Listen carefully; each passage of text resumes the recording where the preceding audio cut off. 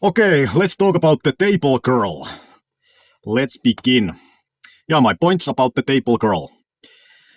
First of all, let's understand what is the identity of the table curl. The table curl is a variation of the pocket pull exercise in which you use the bicep and side pressure together. And this is one of the two essential arm wrestling upper body strengths. The second being the press, in which you combine tricep and side pressure. And obviously, bicep and tricep here are just names for these things. Obviously, there is more going on with the elbow flexion than just bicep. As well as this, there is more things going on than just the tricep. Anyways, like you can see here, this is what you usually do in arm wrestling. You are pulling to the shoulder of the non-pulling arm. Hence, you are doing the pocket pull. So, the identity of this table curl is that it is an attempt to train the pocket pull force vector, in which you are pulling to the shoulder of the non-pulling arm. Name of it is pocket pull because if you have a shirt which has a pocket, the pocket is usually here where you are pulling.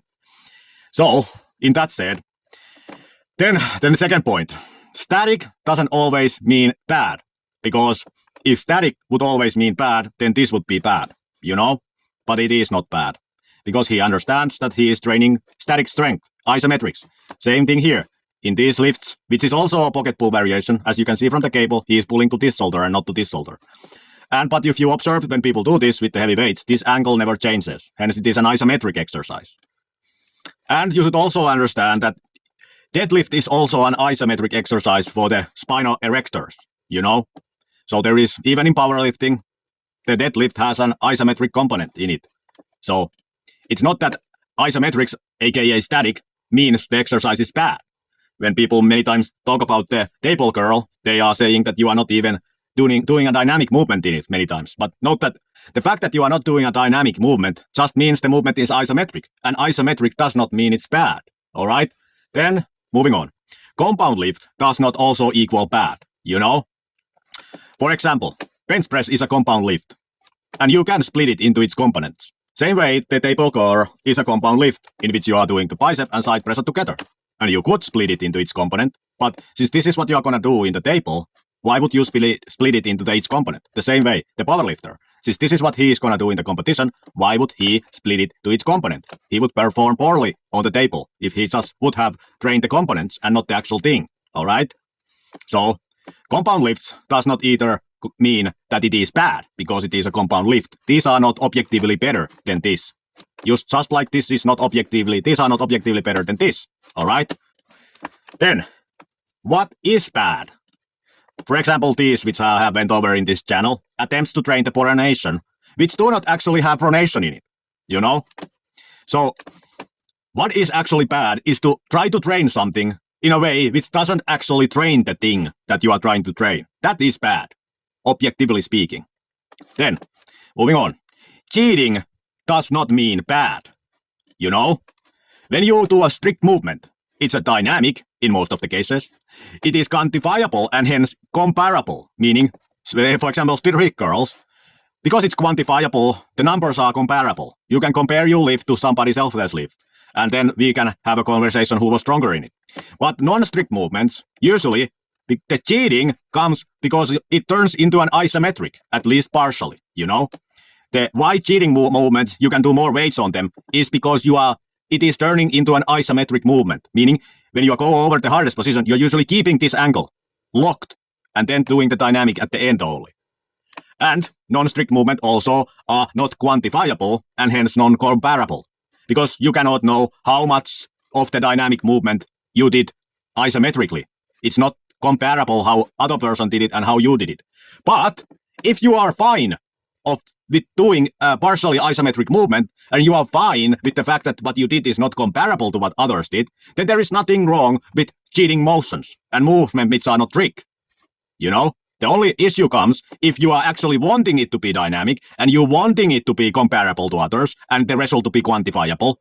If you want these things, and you are doing a non-strict movement to achieve these things, then it is bad. But if you are fine with these elements, and you are actually seeking a movement which has these elements, or you don't care that these elements are in the movement, there is nothing wrong with non-strict movements, all right?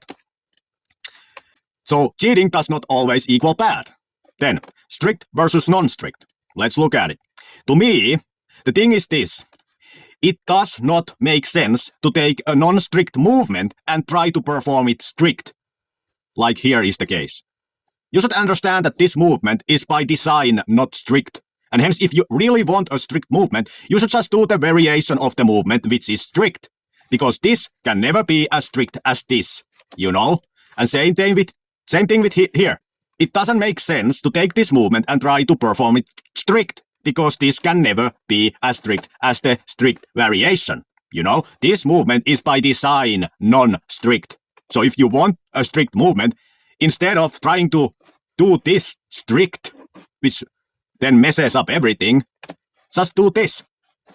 And why I say it messes up everything, because you can never try heavy weights, because this, your body nervous system will attempt to cheat, and hence you have to continuously give your body conflicting messages, which is don't cheat and try maximally, don't cheat, try maximally, don't cheat, try the maximally, you know? But if you do this, it's far easier to do it strict while still trying maximally, you know? You don't have to give your body conflicting messages in these movements, and hence I feel like trying to do non-strict movements strict is a little bit flawed idea. And same thing here. The table curl is a non-strict movement because you can lower the humerus bone in it. And if you want to do it strict, you should consider the stricter variations of it. I say stricter and not strict here because you can kind of see it on this also, but this does not allow the humerus to be tilted so much if you have the humerus against the preacher bench, you know? You are kind of limited on the cheating from the humerus bone lowering it, you know? So again, it doesn't make sense to do this. Try to do this strict. Just do the strict variation if you want to do it strict. But if you don't want to do it strict, then don't do the strict variation, you know? Because strict doesn't always equal good, and cheating does not always equal bad, if you are alright with the things that come with the non-strict movement, alright? Referring to this. Then, partial ROM, range of motion, partial range of motion. Note that in powerlifting, the bench press is also sometimes done with the partial range of motion, you know? They do these kind of board benches to emphasize triceps, you know? And same here in this table curl. If you do it in the upper position and do not lower it all the way down, you are able to emphasize side pressure more, you know? It's just the mechanics of the movement. Allow it. You don't have to, because you can change the angle how you do it, but doing it in a top position allows you to emphasize the side pressure more in the table curl. So you should understand again that partial range of motion does not always equal bad. There can be method to the madness, you know, just like in powerlifting. Then, point. Champions do it. Like sometimes people say things like people who do the table curl can never defeat people who are actually good in arm wrestling. But you should recognize that the people who are actually good in arm wrestling also have been found to do the exercise. So this kind of objection to the table curl does not actually make sense. So you should consider that. Also on top of that, it is a pocket pull exercise. You know, it's a variation of this thing. Pocket pull exercise, where you are pulling to the shoulder of the non-pulling arm. Meaning if you have a pocket here in your shirt, you're kind of pulling on that pocket. That's why it's called pocket pull in this channel. Then, these were my points regarding the criticism of the table curl. But then, let me address issues with it. Wrist issue is this. It is very easy to this to happen when you are handling big dumbbells, meaning that your wrist extensors are suddenly loaded too much, and this ends up happening. You cannot stop the dumbbell from turning your wrist so that the wrist extensors would try to prevent it, and hence they can't because your wrist extenders are not as strong as the wrist flexors. So this kind of accident is very possible, and you cannot prevent it. Or it is very hard to prevent it because it happens so fast and the wrist extensors cannot prevent the dropping of the weight. So this is a real issue with the table curl, that you should be very careful if you are doing big dumbbells. And by showing this video, I am not implying that I do this exercise. I was just fooling around and trying it out what the heavy dumbbell feels. Alright? I do not do this exercise. And this is not for my training session. Alright? Alright then, elbow issue with the table curl is this. Note that in the table curl, the weight tries to push down, and in the cable variation of the bucket pull, this being a bucket pull variation, in this it pulls down, in this it pulls front, alright? So you should understand that this, in your body wants to position you here so that the elbow is very near your body, because this is usually what is ideal way to perform the bucket pull when the force is directly down. You know, in this position, when the weight is directly down, the body wants to position the humerus so that the force vector from this dumbbell is still 135, meaning 90 plus 45 degrees to the humerus. And hence, it wants to put it upright but tilted 45 degrees. Alright, this usually means that the elbow is going against the body. And hence, you are teaching yourself an elbow position, which is similar to this, which is very different to the elbow position in the beginning of the match. Meaning, when you are doing this cable thing where the force is from this horizontally, it teaches you the elbow position, which is better ideal for this situation. Alright? And the humerus angle also, which means that if you just do this, you should recognize that the elbow position that this exercise has taught you is different than the elbow position in the beginning of the match, So you are kind of disadvantaging yourself if you do this from the very beginning, in my opinion. But if you recognize that this movement, you use this movement to just train the bucket pull, but in the match you understand to position the elbow differently in the beginning, then there seems to be nothing wrong with it from this perspective. But you should recognize that it is training this type of elbow positioning going on in this defensive position when the force is down. Alright? Then inertia point. I made previously this inertia video where I talked about inertia. And note that if we look at this situation, meaning that if you do the table curl so that the dumbbell you go horizontally with the dumbbell, you are breaking the parallel point. This is the situation in this red situation. If you are doing the movement so that you only let it drop to the 45-degree angle, alright? It means that to get the same torque to the elbow, you need more mass on the dumbbell, alright? So here, calculated so that the mass in the red case is 10 kilograms. And then in the blue case, the mass has been compensated so that the torque on the elbow is equal, meaning that now that here in the blue things, the mass is increased according to this calculation. All right? And then if we compute the moment of inertia going on in both of these motions, it appears that actually, if you do not let the dumbbell break the parallel point, you end up having higher inertia in the movement. All right?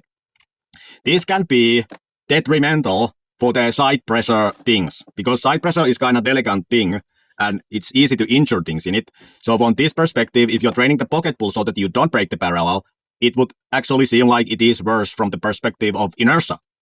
All right. But if you are content with that reality, then again, you are allowed to do what you want to do. I'm just saying the point for the sake of saying the point. And also that is why I do my variation with 2-to-1 pulley, meaning that these 1-to-1 pulleys have higher inertia than 2-to-1 pulley, meaning a pulley with half the weight. And then final point is the positive point about it all, which is that you don't even need a dumbbell to do it. You could just do something like this, because many people who train arm wrestling have kind of minimal things at their home. So you could do something like this even, which again eliminates the big dumbbell that is going on here. You just load this thing on here, and you are able to somehow train the bucket pull, So these were my points on the table curl and why I see that it is not necessarily bad movement, Like many of the points, I think these address them. Like it is not necessarily a bad movement because it is the training, one of the two main force vectors in arm wrestling, And if you recognize these things that I marked here with the red titles, and you consider them and you are content with training the movement, even though these apply, then there is nothing wrong with the movement, in my mind, regarding away from these points, It for sure is not the most ideal way to train the bucket pull, but if you are limited in your arsenal of movements and your training equipments, then it is simplistic way to train it, There is no denying that. It is a simplistic way to train it. And many great arm wrestlers have trained with it, Like, this is the real landscape behind this exercise. That, first of all, when people who don't kind of follow what is going on, they see it done and they just interpret it as one arm, 100 kilos. It pisses people off. People who like do legitimate things, meaning strict movements. And then also, it encourages this kind of trolling behavior that whoever can hold the biggest dumbbell on his hand, like this kind of competition, which again takes away from genuine strength activity, So yes, you can hold whatever dumbbell its wrist can handle in this position, The top position, there is nothing which affects your upper body musculature. It's just pressing against the forearm, you know? So these kind of reasons are reasons why people oppose the movement. But then there is also this reality that when beginners do this exercise, and because you can cheat on this exercise because it's not a strict movement, it can then lead to the beginners doing silly things, and it's not good for their strength journey, you know? That's why the more stricter variations of the bucket pull are better to be promoted for beginners, because they are harder to get wrong, you know? But then also there is the reality that if you actually then tell beginners that this exercise is not beginner friendly, that then encourages them to do the exercise because they want to prove that they are not beginners. You know, it becomes some type of a benchmark that if you are doing now this exercise, it means you are not beginner because somebody told you that this is not a beginner friendly exercise. And hence it leads to this reality that people don't want to even say that it is not a beginner friendly exercise, so that the beginner wouldn't be encouraged to then do it out of spite and to prove themselves, you know, even though the reality is that it is not beginner-friendly exercise, as all non-strict movements are not very beginner-friendly exercises because they require high level of accountability, you know. You have to hold yourself accountable that you're actually going to do the movement how it is meant to be done so that you don't cheat it and you don't do it with too open ankles and you lower the dumbbell so that there is actually an exercise to be done, you know. And then also this reality that it encourages this kind of muddying the waters and this kind of competition of who can just cheat the movement most, and you know. So this is the landscape behind why the conversation around the exercise is so polarized, you know, and why it is kind of hot topic to be talked about and stuff like that. But I just tell you the facts about the movement and you can decide do you want it to do it or not. You know, this is the reality, what is happening regarding this movement. All right, bye.